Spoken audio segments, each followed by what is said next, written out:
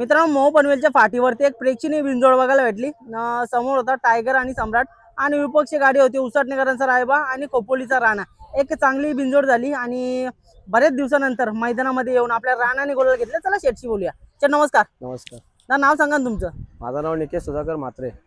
दादा आज बरेच दिवसानंतर आपला राणा मैदानामध्ये आला। फेरा वगैरे पडलेला पण शेवटी गुलालाचा प्रश्न होता। आज मैदानामध्ये आला आणि गुलाल घेतला। आनंद कसा आजचा? आनंद म्हणजे आम्हाला आनंद गगनात मावना एवढा आम्हाला आनंद झालाय ना। तसं बघायला गेलं तर उसटणेचा रायबा सध्या एक नंबर मध्ये पळता। आदत वयामध्ये जो कोण टॉपला पळत असेल ना तो उसटणेकरांचा रायबा आहे। काय सांगाल? रायबा हा चर्चेमधला बैल आहे आणि एक नंबरचा बैल आहे। आज आम्हाला त्यांनी एका शब्दावरती बैल दिला। नियोजन आमचा केदार शेठ करतो, भावेश करतो आणि आम्हाला सर्वांना पाठीशी घेऊन चालणारा एक आमचा दादा। SP ग्रुप हा आमच्या सर्व मित्रमंडळींचा आहे।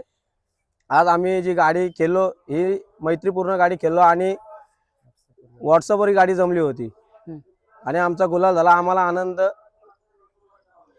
नक्कीच दादा। बघा आज मी रायबाच्या मालकांशी बोललो।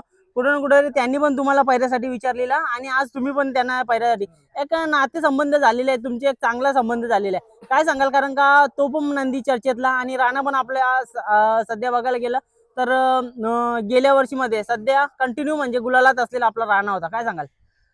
राणा पुसेगावचं ज्यावेळेस मैदान झाला त्यावेळी तिथनं बैल आमचा आजारी होता। आजारी झाल्यानंतर आम्हाला फेरायला बैल कोणी नव्हतं देत, पण आम्हाला बोनिवलीचा पोलीस दादा यांनी आम्हाला एका शब्दावरती फेऱ्यासाठी बैल दिला आणि कडावचे सोनू शेठ भोपतराव यांनी पण राजा आम्हाला फेऱ्यासाठी दिला होता।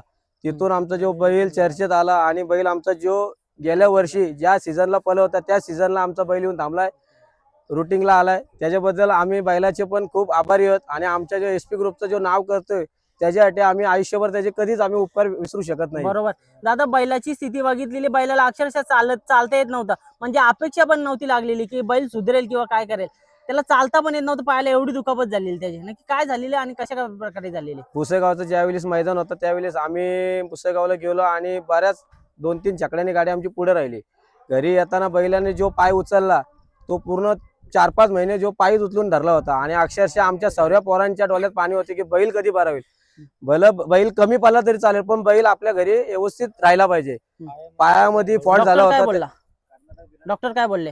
डॉक्टर बोलले आमचे की तुम्हाला कर्नाटकला नेला असेल। आम्ही कर्नाटकला गेलो, घाटावरती उपचार केले, त्याच्यानंतर पुण्यामध्ये केले, नंतर आम्ही मुंबईमध्ये केले। बैल आमचा सुधारणा झाली आमच्या बैलामध्ये। कंटिन्यू भवरी पकडत होते। कारण तर काय समजत नव्हतं, पण पायामध्ये भवरी पकडायची। त्याच्यामध्ये बैल मैदानात पळताना जर काय दगड लागली तर लगेच पाय वर करायचा, पाय उचलून धरायचा। दादा सध्या बघायला गेलं तर राणा आणि कुटारी पनवेलचं सोन्या A1 जोडी पळायची। ही गाडी अजूनपर्यंत मेली नव्हती। नियोजन कंटिन्यू व्हायचं ना, कंटिन्यू गुलालामध्ये राहायची।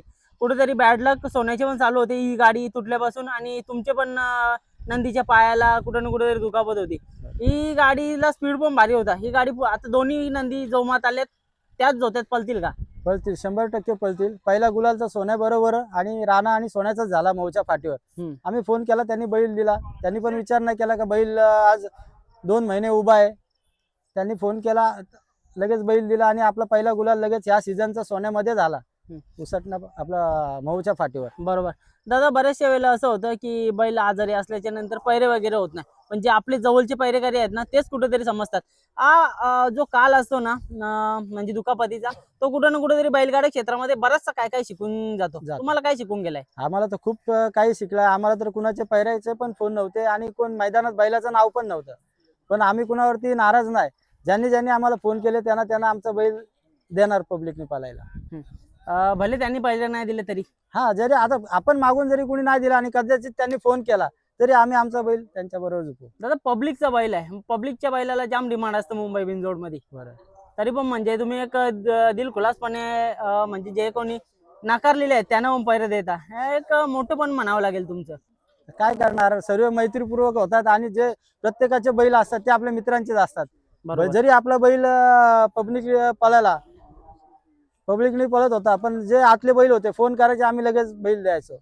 आणि गेल्या वर्षी आमची गाडी पबजी आणि राणा ही गाडी कंटिन्यू गुलालात होती। बरोबर। त्याच्याबरोबर सोन्या होता, त्याच्याबरोबर एक भवानी, आमची अशी जी 2-3 मेहरबान एक होता. मेहरबान 2-3 जी बैल पळत होती त्यांच्या बरोबर गाडी कंटिन्यू पब्लिक मध्ये आपला बैल गुलाला ठेवत होता. ओके, मग यावेळीच पण मेहरबान असू दे, पबजी असू दे, यांच्या सोबत होईल का? 100% सर्वांना देणार.